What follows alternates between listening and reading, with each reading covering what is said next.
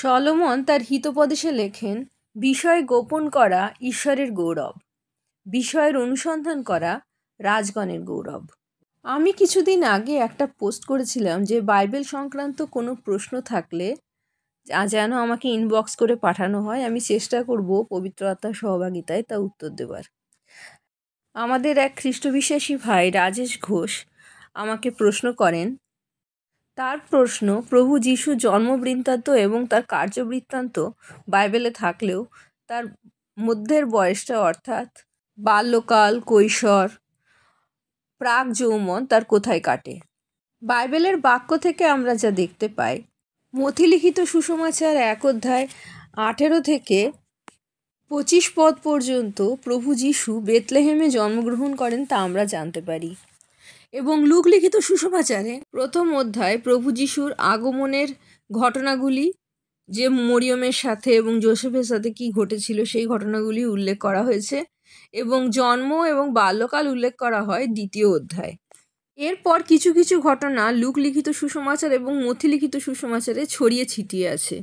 যেমন ধরা যাক, লুক লিখিত সুসমাচারে লেখা আছে যে প্রভু যিশু যখন জন্মগ্রহণ করেন তখন মেষপালকরা তাকে দেখতে এসেছিল, কারণ শান্তিরাজের জন্মের ঘটনা দূতগণ তাদের কাছে পৌঁছে দিয়েছিল।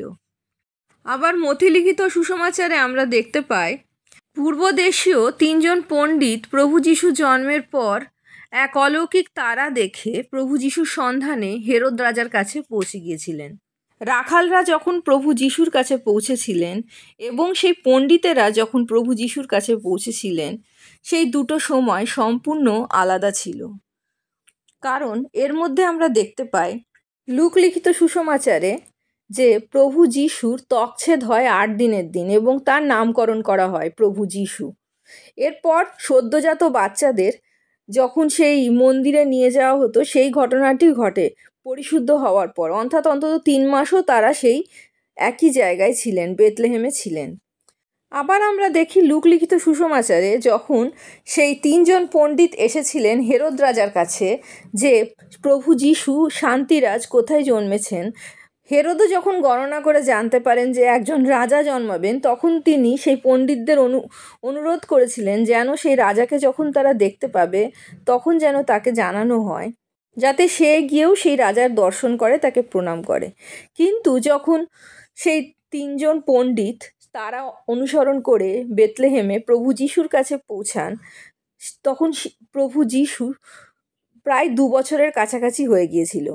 পণ্ডিতেরা স্বপ্নযোগে জানতে পারে যে হেরোদ সেই শিশুটিকে বধ করবার চেষ্টা করে, তাই জন্য তারা তাকে না জানিয়ে অন্য পথে ফিরে যায়। এবং যে উপহারগুলি প্রভু যিশুর পিতামাতা প্রভু যিশুর জন্য পেয়েছিলেন সেই পণ্ডিতদের কাছ থেকে, সেইটাই তাদের রসদ ছিল যে তারা সেই পয়সা নিয়ে প্রভু যিশুকে রক্ষা করার জন্য মিশরে পালিয়ে যান। কারণ আমরা দেখেছি তারা অত্যন্ত গরিব পরিবার ছিল, কিন্তু যখন সেই পণ্ডিতেরা তাদের উপহার দিয়েছিল সেই স্বর্ণ মুদ্রা দিয়ে তারা খানিকটা হলেও তাদের অবস্থা সচ্ছল হয়ে উঠেছিল। সেই শিশুটিকে নিয়ে তারা রক্ষা করার জন্য মিশরে চলে যান এবং সেখানে যতক্ষণ না হেরোদের মৃত্যু হয় সেখানে থাকেন। আমরা এই যে ছবিটাতে পরিচিত নেটিভিটির ছবি, যাতে আমরা দেখি প্রভু যিশুর জন্মানোর সময় যাবপাত্রে শুয়ে আছেন, তার একধারে পণ্ডিতেরা এবং একধারে রাখালেরা আছে। এই ছবিটি খুব সুন্দর হলেও কাল্পনিক, কারণ রাখালেরা তার জন্মের সময় এসেছিলেন এবং পণ্ডিতেরা এসেছিলেন প্রভু যিশু যখন টডলার, যখন অল্প অল্প হাঁটছেন বা হামা দিচ্ছেন সেই সময়। কারণ সেরকম হয়েছিল বলেই হেরোদ 2 বছরের নিচে অনেক শিশুকে হত্যা করে প্রভু যিশু ভেবে। পরবর্তী যে বয়সটি প্রভু যিশু সম্পর্কে আমরা জানতে পারি লুক লিখিত সুসমাচার 2 অধ্যায় 40 পদ থেকে, যখন প্রভু যিশুর 12 বছর বয়স হয়েছিল। পিতামাতার সাথে তিনি নিস্তার পর্বে জেরুসালেমে এসেছিলেন। এই ঘটনাটিতেও প্রকাশ পায় যে তিনি সাধারণ মানুষ ছিলেন না বা সাধারণ বালক ছিলেন না, কারণ তিনি জেরুসালেমের মন্দিরে সেখানকার গুরুদের সাথে কথোপকথন করছিলেন এবং তাদের নানা রকম প্রশ্ন জিজ্ঞাসা করছিলেন, এবং তারা যখন তার উত্তরটা তার কাছ থেকে জানতে চাইছিল সে কি মনে করে, তিনি বুদ্ধিদীপ্ত উত্তর দিয়েছিলেন এবং এই উত্তর শুনে তারা অতিশয় আশ্চর্য হয়েছিল। এবং তার পিতামাতা তাকে খুঁজতে খুঁজতে যখন তার কাছে পৌঁছেছিল তখন তিনি বলেছিলেন যে এই যে গৃহ মন্দির তা হলো তার পিতার গৃহ। কিন্তু প্রভু যীশু জানতেন তিনি কি কাজের জন্য এসেছিলেন, তাই তিনি নিজেকে নম্র করেছিলেন। এবং লুক লিখিত সুসমাচারের 2 অধ্যায় শেষ পদে আমরা দেখতে পাই, পরে যীশু জ্ঞানে ও বয়সে এবং ঈশ্বরের ও মনুষ্যের নিকটে অনুগ্রহে বৃদ্ধি পাইতে থাকিলেন। এটাই শেষ ইনফরমেশন বাল্যকালের 12 বছর বয়সে প্রভু যীশু। তারপরে প্রভু যীশুর সম্পর্কে আর বাইবেলে বাল্যকাল কিংবা কৈশোর সম্পর্কে তার কিছু লেখা নেই। একেবারে যখন তিনি 30 বছর বয়স হয় এবং যোহন বাপ্তাইজারের কাছে বাপ্তিস্ম গ্রহণ করেন সেই ঘটনাটি এরপরে উল্লেখিত আছে। তাহলে এই সময়টি কি মধ্যখানের সময়টি তিনি কোথায় ছিলেন? যদি তিনি তার ঐশ্বরিক ক্ষমতা ব্যবহার করতেন নিজের কাজে অথবা মানুষের কাজে তাহলে নিশ্চয়ই তা লিপিবদ্ধ থাকতো। কিন্তু যতক্ষণ না পবিত্র আত্মা তার উপর নেমে এসেছিলেন, যতক্ষণ পিতার নির্দিষ্ট সময় উপস্থিত হয়, ততক্ষণ প্রভু যীশু কোনো অলৌকিক কাজ করেননি। পৃথিবীর আরও 5টা মানুষের মতো 10টা মানুষের মতো তিনি তার বাল্যকাল এবং কৈশোর কাটান।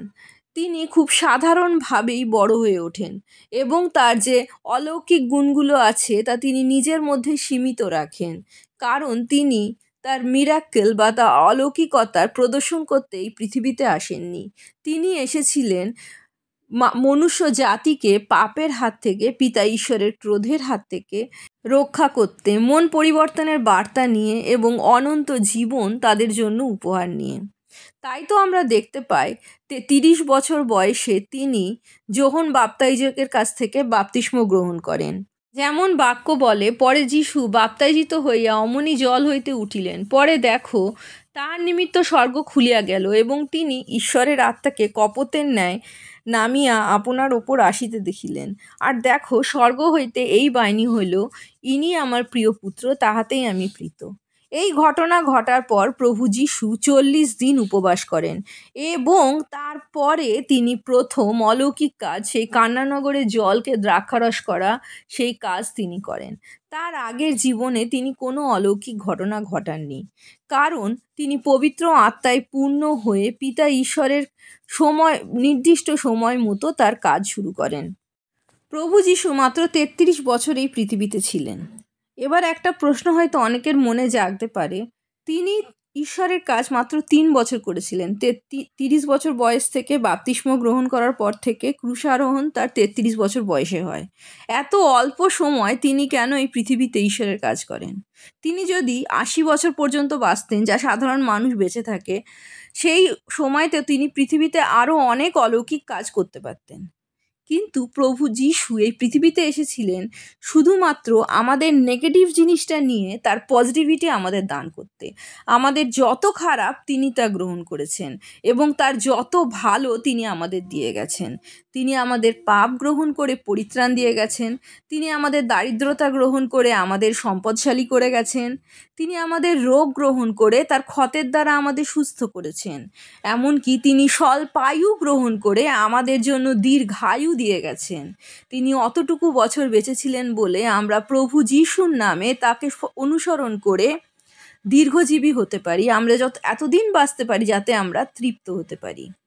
বাইবেলের বাক্য থেকে যে ইনফরমেশন আমরা পাই তার থেকে আমরা বুঝতে পাই প্রভু যীশু তার অলৌকিক কাজ শুরু করার আগে পর্যন্ত আমাদের যেমন আমরা সাধারণভাবে আমাদের বাল্যকাল এবং যৌবন কাটাই সেইভাবেই কাটিয়েছিলেন এবং ঈশ্বরের পরিকল্পনা তিনি 3 বছরের মধ্যে পূরণ করে আমাদের পরিত্রাণ দান করে পিতা ঈশ্বরের সাথে আবার মিলিত হয়েছেন।